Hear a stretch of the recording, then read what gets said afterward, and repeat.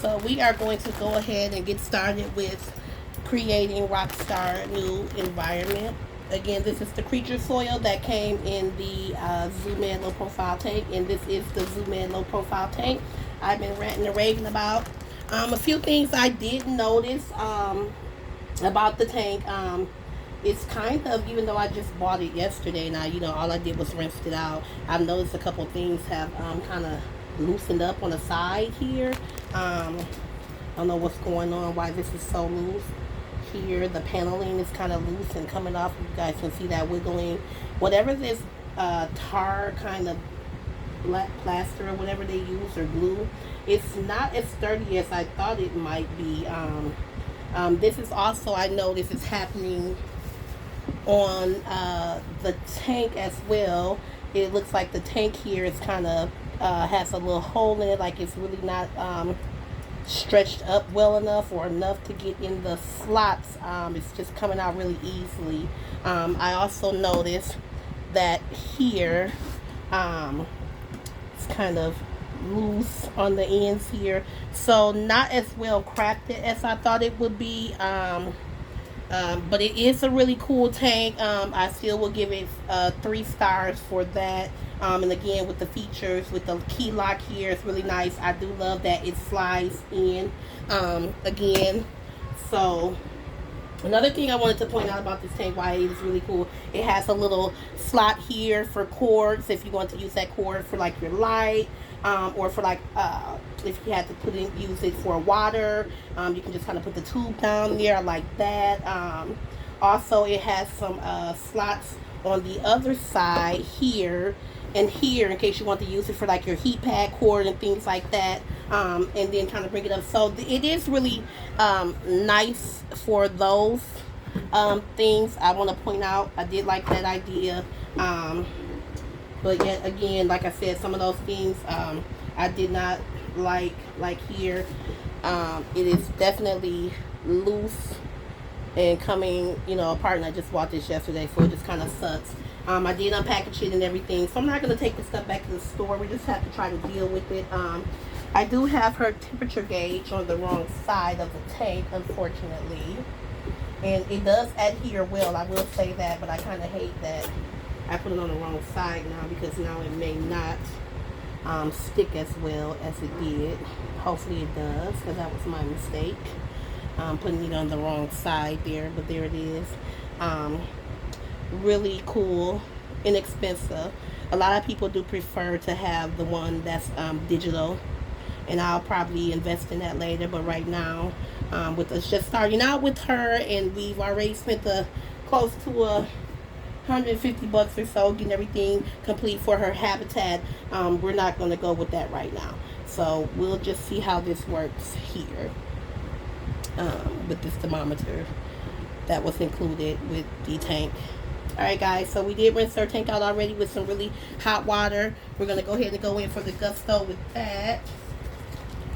So it's the creature soil, we're going to go ahead and put that in. Get that all boiled in there. And I am going to put a little bit of her old soil from her previous tank, just so that she's more familiar. It's not completely new to her. She'll have some of that old dirt in there. I am going to put on some gloves, because again, our hands have natural oils and things that can be harmful for them, just like they have things that can be harmful for us. So you want to be wary of that and careful. The second here, I don't know what I did with my other pack of gloves, so we're going to have to find those. Give me 1 second here, guys. I'll be right there. Here they are. Get 2 on there, and I just get these gloves are really thin, so they're easier to handle them with and touch them. They're some disposable gloves. You get 100 count at the Dollar Tree for $1. They are nice, perfect for the amphibians, because you're always having to go in and touch them. And again, it's more of a natural feel so that I can get her not much crap on them, powders and things like that could be harmful for them. So that's why I like these. So I'm just going to go ahead and get this dirt squished around here. One thing about her habitat, I don't want to put the dirt in every spot, so I'm going to just kind of, veer to one area or so. One area I'm going to kind of leave without some dirt so that she can have a sort of a drier land kind of environment to kind of walk on as well. She's not always having to just kind of burrow around in dirt. I don't know what this plastic is here. We're going to get that out of there if we don't want anything to harm her. I do like this creature soil because it has mulch pieces in it, which actually holds moisture. A little bit of gravel, feels like a little bit of sand or something going on in there. So we're going to just kind of lay this area out over here. What I'm going to do is make like some really deep areas. I'm going to make it really hilly. And then I'm going to, kind of make some out. I want to kind of create like a mountain kind of a thing. And then kind of make it where she can just kind of walk down. And just some different textures there for her and feel to land. So make it kind of flat. And then again, something a little bit more like a hill over here, and then kind of have it burrow down a little bit, level it out down a little bit for her. Here, let's see what we're gonna do there. So then we'll go ahead and put in her brick here. I'm actually gonna lay that next to it so she can kind of get away in there. And hide in there. She needs to get, warm or just cool off a little bit, get out of some of the light. But then I'm going to leave that hill over here in case she wants to go up here and burrow without being in here. She can do so. I may take a little bit of this dirt out from here just so she doesn't have to have so much dirt in there. Have it a little more hollow for her. So it's just a little bit, not much, so she doesn't have to have so much in there. She wants more. She's really sassy. She knows how to kick it and get in there and do what she does. So that's that. Yeah. I think I'm going to kind of make a little tunnel here a little bit of a walkway. I'm just one of those kind of neat, artsy persons like that. Put a little heel over here, maybe over this way a little bit in case she wants to hop.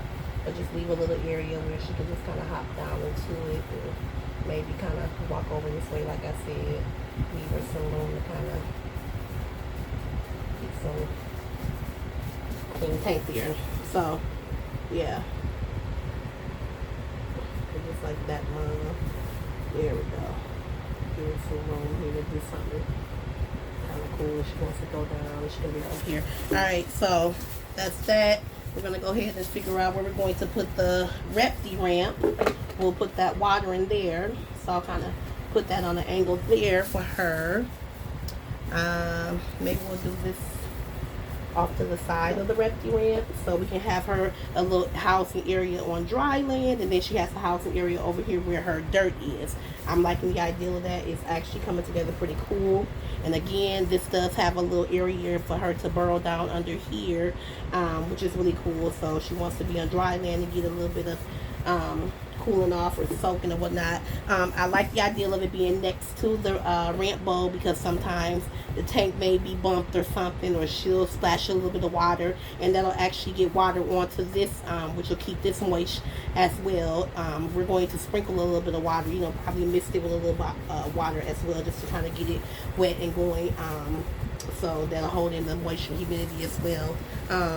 This one thing I want to say about the creature soil, it does have a little bit of peat moss supposedly chopped up in there, which is supposed to help hold in moisture as well. I do recommend that you buy peat moss separately to sporadically put in the tank to help keep the tank moist.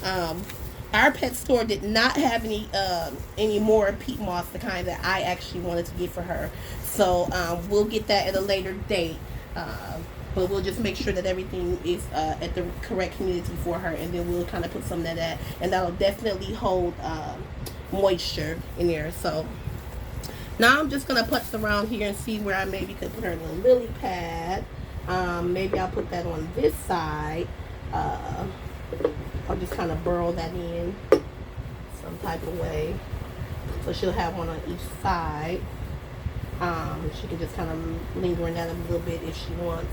over here where her dirt is. Let's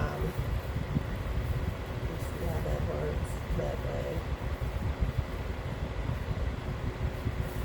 You don't want to put too much in their tank. They need room to kind of putz around and play. I think this is still perfect for her. That will be the last thing that I put in for her. And again, once I get ready to feed her, I have a big, huge space here where if I want to just drop the mealworms in, she can get the attention, come and eat. I can take them right out. It's not disturbing any more of her other habitat that I have designed for her, which is nice. So what I'm going to do now, I'm just going to go in, figure out where I want to put these flowers, these the fake flowers, which I'll probably just burrow down in here somewhere. I want one definitely by her lily pad, by her, not her lily pad, I'm sorry, her ramp over here, and I would like one by her lily pad as well. I like that they have the clamps on here from Dollar Tree, so I'm able to just kind of put it on there, and I love the way that looks. It gives it a nice little look, and then it gives her plenty of room to sit here on the pad if she like, and kind of burrow under the fake plant here. And I'm going to bury this under the substrate so that isn't where it can harm her. So that's an important thing as well. I will add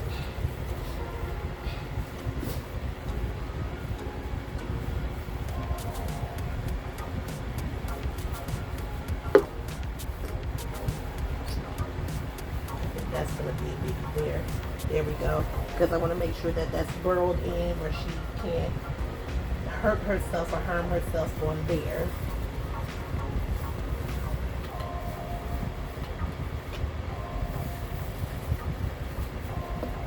And then this will be one on the side where she can get a little dirty, wet, you know, but it's just a light little pad. She wants to just kind of chill off up in there. If she burrows down over here, she can. And again, so I have a water bottle that I use to mist in the inside. I also have this type of a water bottle with the pull top, because these are easier for me to go ahead fill with her water, which I do put a little bit of liquid vitamin in her water. It's Fluker's liquid vitamin. And by the way, I am not sponsored by any of these products that I am talking to you guys about. These are just things that I decided on after doing some research for my frog. I heard a lot of bad reviews about the liquid vitamin. People saying their amphibians pass away. Then I've heard some great things after using them. The main thing is you need to make sure that you are using the correct amount of drops per amount of water, milligrams, or either ounce or whatever water that is telling you, so that everything I think would be much better as far as, you know, the absorption for them. You're not you're not giving them over the amount that they actually really need, which probably is what's causing the harm, or your animal may be sick already. I don't know, but so far so good with us. I always do the drop. It's not even a full dropper to this bottle of water. I shake it up and I just leave it in there. Then I just kind of pull the top, and it makes it so much easier just to kind of refill her bowl. Some people have the automatic water things. I just go ahead and squirt it in. It makes it easier to squirt it a little bit here where you're not getting it all over the place. It's quick, easy. Then I take a regular spray bottle and just kind of go around and mist everything else to make sure that it's moist enough for her. So that's just a rule of thumb, something that I do. If it doesn't work for you, that's fine, but that works for me. I may not even put any water in the lily pad over here, just whatever I missed and what may be in there. I won't fill it up like I'll do her ramp bowl. I like the clip here. Like I said, I can clip this on to maybe here and fit that. That gives a little bit of the a nice effect. That's pretty cool. Now we're going to take these real leaves that I got from outside. I'm going to just sporadically put these in her tank to give her more of a realistic environment from outside. Again, I took these off a tree from outside. I did rinse them in hot water. I let them dry. I will be remisting these in here so that they'll have and hold moisture for her. I'm actually going to put this whole branch in here with the long wood piece. Again, more realistic for her. I'm going to sit that right over here by the area where she'll probably burrow. She'll probably burrow right there. Makes it easier to sit it on in there and allow it to stay into place. kind of cuts around there. And then look how it just spread it out. So it spread it out in 3 different areas. One over her piece of wood here, or the housing area over here, and so on and so forth. So I'll just be sporadically placing these to give her more of a, you know, natural feel. Maybe put one over here, a smaller one here, like these smaller ones over by this lily pad. And I'll probably put that small one here in the repty bowl. Actually, I'm gonna put one over there so it's kind of wet, kind of give her a human, you know, more realistic feel. Because sometimes it rains outside and they have to step on wet leaves, right? So we'll do that. Give her one of these real ones over here as well.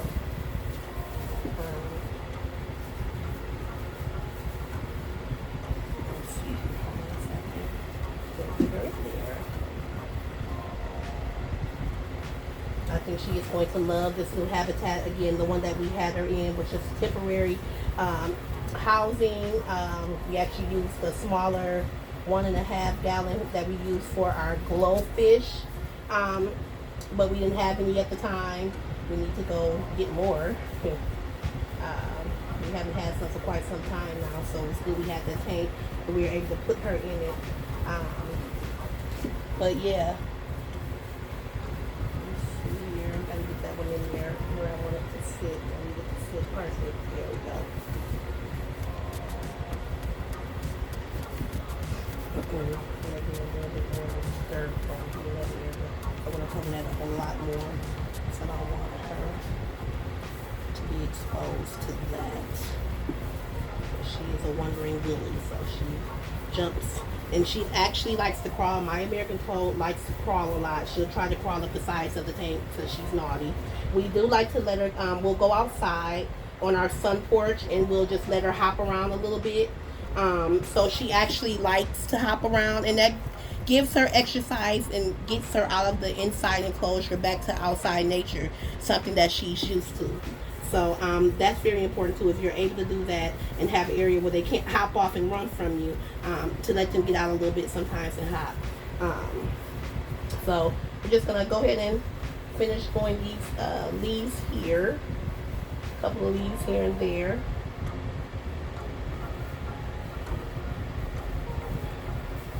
And then we'll go from there.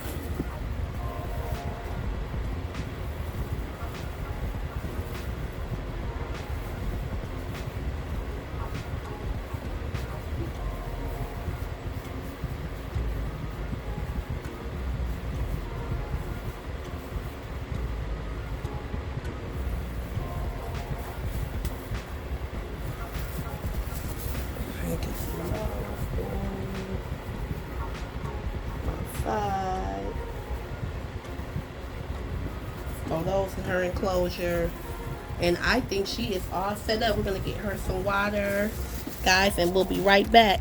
So guys, I am back. I am all finished with her new enclosure. So I explained to you guys what I did in the last video as we were setting it up. I put a ramp bowl over here on a more dry area. I didn't put any substrate because I just kind of wanted her to have some dry area slash land, I guess, to walk on, so it can be more like having regular ground to walk on. I did put some of the real leaves in there, so she'll have her water and soaking over here, and they'll still have the leaves are nice to help keep moisture. I did put that one of the rock areas over here, that piece of wood here, and it has a shallow part under there so that she can kind of burrow on land and be dry if she like. But I like putting it next to the ramp bowl because sometimes she'll hop out, it makes water splash everywhere, we may bump it, water will get over there, and it'll kind of keep this moist as well. So that's really nice, but more dry for her than it will be over here where it's going to be more humidity, more moisture from the substrate. I did kind of burrow her tunnel here so that it could be next to a really hilly area. This is really deep. It may not look like it, guys, but it is pretty deep, so that she can burrow in there if she like, then she can come and hide in her home. I put a little bit underneath her home here, but made it a little less so it wasn't as much in case she didn't want all of that. She is kind of active, so she does kind of move things around, and if she wants more, she'll definitely scooch it with her feet in there. A little bit on this side of that as well in case she wants to hop up there, because she does like to sit on this area sometimes. Again, some here. I left a little tunnel walkway over to this area for her, which is really nice. And then I kind of left that one of the fake closures plus some of the real leaves again for moisture, and left that part of the lily pad for her so she can have something to kind of sit on if she wants to, which I really love that. And maybe just sprinkle a little bit of water for moisture there as well, to keep moisture and humidity in her tank. Small piece of peat moss there, which helps with moisture. You can put more in your tank. I'm going to get a little bit more. Like I said, my pet store was out, but we will get more of the peat moss to throw in here and there just to help keep the moisture again. So this is her new home, and if you guys stay tuned, we are going to introduce her to her new home and see how she likes it.